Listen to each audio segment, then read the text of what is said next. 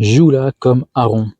Je vais te raconter l'histoire d'un mec qui a réussi à sortir, à quitter le système oppressant des villes et je trouve que c'est une expérience à suivre, un exemple à suivre notamment pour les jeunes ou ceux qui veulent effectuer un retour à la nature, à la campagne, vivre une vie plus authentique ou tout simplement pour ceux qui veulent poursuivre leur projet ou leur mission de vie quoi. Alors Aaron, c'était un vétérinaire qui, une fois arrivé à la quarantaine, a entre guillemets tout plaqué, hein. Il a quitté son job en gros pour acheter un terrain immense, hein. Moi je sais plus combien d'hectares il y avait, mais il était vraiment très très grand. Et du coup il vit maintenant, il vit dessus, il vit d'une façon beaucoup plus humble, mais d'une façon qui lui convient. Et c'est quelque chose finalement que beaucoup, on va dire, rêvent. Alors c'est pas simple, peut-être qu'il y en a qui ne pourront pas le permettre parce que il faut de l'argent. Donc il était vétérinaire. En vétérinaire, ça gagne bien, hein. Donc j'imagine de 20 à 40 ans en gros. Donc pendant toutes ces années, il a vécu la vie à la ville. Il a gagné beaucoup. Et quand il a jugé le moment opportun, il a tout quitté. Quand il avait les moyens pour acheter ce terrain. Donc euh, ce que je voudrais dire, c'est notamment pour les plus jeunes qui débutent la vingtaine, voire qui sont encore au lycée, qui sont sur le point de choisir leur filière, etc.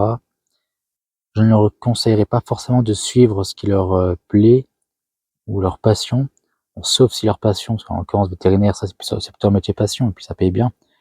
Mais si leur passion n'est pas un métier qui va leur apporter beaucoup euh, et qu'ils ont une vision, un idéal de vie qui demande évidemment beaucoup d'efforts, notamment financiers, de capacité financière, parce que c'est l'art de la guerre, hein, encore une fois, je leur conseillerais vraiment de prendre une filière classique, faire des études et trouver une filière, un job où ils gagnent beaucoup. Et de 20 à 40 ans, ils font ce métier à fond, ils encaissent le moment opportun quand ils ont assez pour leur projet, ce qu'ils veulent faire, quoi. Là, ce sera le moment de quitter et alors soit acheter un terrain, soit si c'est quelqu'un qui veut voyager, jouer à l'archéologue, le reste de sa vie, ben, bon, voilà, il pourra le faire. Donc c'est ça l'idée, c'est de pas forcément, et c'est l'erreur qu'on fait beaucoup, moi aussi plus ou moins, même si moi en fait je n'ai jamais vraiment su quoi faire avant 25 ans, donc bon c'est encore autre chose. Mais du coup, je pense qu'il faudrait, quand on est comme ça, dans cette situation, dans ce contexte-là à l'école, faut pas se prendre la tête, faire des études comme tout le monde, dans une filière classique qui va bien payer. Et en plus, la vie, on évolue. Nos attentes dans 20 ans seront pas les mêmes quand on est au lycée. Donc c'est faux, le projet, un projet viendra de lui-même en grandissant, ou alors pour certains, il est déjà là depuis le début. Mais donc c'est ce que je conseillerais de pas se prendre la tête au début, prendre un métier où on touche beaucoup, faire de l'argent, et le moment opportun, voilà, changer de vie.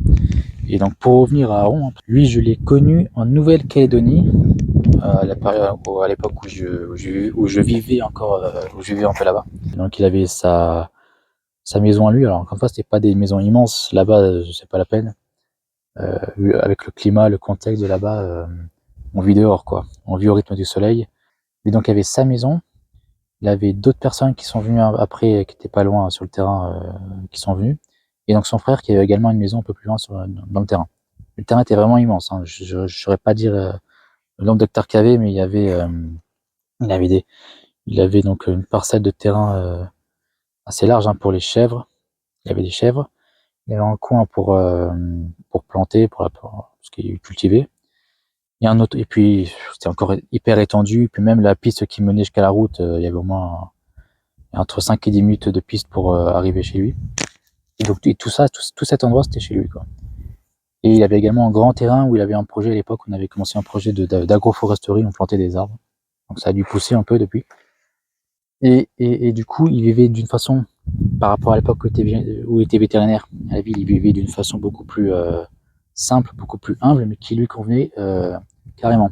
C'est-à-dire qu'en gros, il vendait quelques salades aux maraîchers du coin, et également il construisait des ruches qui vendait à la boutique du village. Et puis je sais plus s'il avait d'autres, mais vraiment c'était vraiment très très simple, hein. Il avait un revenu juste ce qu'il fallait pour vivre, ce qui devait être équivalent à peut-être 3 ou 5 fois moins de son salaire en tant que vétérinaire, voire plus, je sais pas. Mais c'était vraiment, voilà, c'est ce qu'il voulait, ce qu'il souhaitait. Je crois qu'il n'en pouvait plus de la ville. Ou comme beaucoup à notre époque, c'est beaucoup le cas. Même certains n'aiment pas la ville du tout de base. Et bon, malheureusement, bon, sans rentrer dans le détail, hein, je ne vais pas raconter sa life, mais donc il avait eu des enfants et tout. Sa femme, grosso modo, la mère de ses enfants, ne l'a pas suivi. Elle est restée en ville.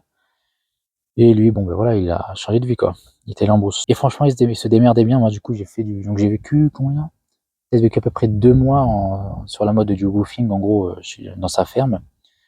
Et il se démerdait bien, au début, je trouve. Il n'avait pas d'électricité. Il vivait qu'avec l'énergie solaire. Et bon, des fois, c'était un peu limité. Par exemple, le frigo n'était pas branché, mais il s'en servait, en fait. Donc, il mettait des bouteilles d'eau congelées au frigo pour faire un peu frais. Et on se démerdait bien. En plus, il était un peu en mode, pas survivaliste, mais autonomie, quoi. Il faisait son pain, il faisait ses yaourts. Non, c'était sympa, c'était une belle expérience. Et puis en plus, c'était pas fini, donc là, depuis, il doit encore être en train de structurer tout son terrain. Euh, donc, euh, donc c'était pas mal. C'était pas mal et c'est un but à suivre parce que moi, personnellement, j'aimerais, grosso modo, hein, avoir tout simplement une vie un peu simple comme ça, dans la nature, avec au moins un jardin, une maison, un jardin. Mais voilà, vivre simplement dans la nature, quoi. Mais quand on n'a pas déjà ce qu'il faut de base, c'est plus ou moins compliqué de l'avoir. Et donc, ça reste un idéal. Ça reste un idéal que je poursuis, d'être propriétaire d'une maison avec un jardin, au moins dans un endroit à la campagne ou en moyenne campagne, quoi. Et pour vivre simplement avec, genre avoir ses légumes à côté. L'idéal, c'est ça, c'est avoir une maison avec un jardin suffisamment grand pour cultiver au moins pour soi. T'as tes légumes, tes fruits potentiellement. Dans mon cas, ce serait un business en ligne. Donc, c'est-à-dire qu'un business qui tourne en ligne, pourquoi pas même en quasi automatique. Et à côté, donc ça me laisserait le temps de travailler dans mon jardin, de vivre dehors. Ça, c'est le must. Et c'est ce que j'aimerais faire, poursuivre, atteindre. Et un des moyens que je recommande donc sur cette chaîne, évidemment, pour essayer de faire de l'argent, c'est via le business en ligne, que ce soit en side business pour commencer, ou tout simplement commencer à construire son empire sur Internet. Je vous recommande la formation des Wizards, elle sera en description. Si vous voulez commencer doucement, simplement, il y a également 2 formations gratuites. Choisissez celle qui vous intéresse, soit en vente de liens, soit en affiliation. Tout est dans la description. Je vous remets dans la vidéo. Si j'aurais 20 ans, que je serais encore au lycée, je me ferais pas chier, je prendrais une filière marketing ou je ne sais quoi, les boulots à la mode, quoi. Un truc qui paye bien en tout cas. Et je charbonnerai jusqu'à mes 40 ans, pendant 20 ans en gros. Et quand j'en aurai marre et quand j'estimerai que j'aurai assez, bah, je quitterai tout. En conseil aux jeunes, vous prenez pas la tête pour choisir votre filière. Prenez une filière qui vous permet de gagner beaucoup d'argent. Peu importe si c'est pas votre passion. Bon, évidemment, il faut que ça vous plaise un minimum. Mais ce serait mon conseil avec le recul. Mais bon, après, chacun sa vie, chacun son parcours. Mais ouais, c'est un truc qui me brancherait bien maintenant. Avoir sa mini-ferme, son petit jardin et vivre. On peut en dehors du système, hein, mais à côté, quoi. Du coup, on profite uniquement des bons côtés du système. Et derrière, on a notre vie, notre vrai petit coin à nous, quoi. Comme je disais dans une autre vidéo, on quitte pas la matrice, on construit sa propre matrice à l'intérieur de la matrice de la planète Terre. Bon voilà, petite vidéo un peu motivation, mindset, bref, voilà. Bonne chance à tous.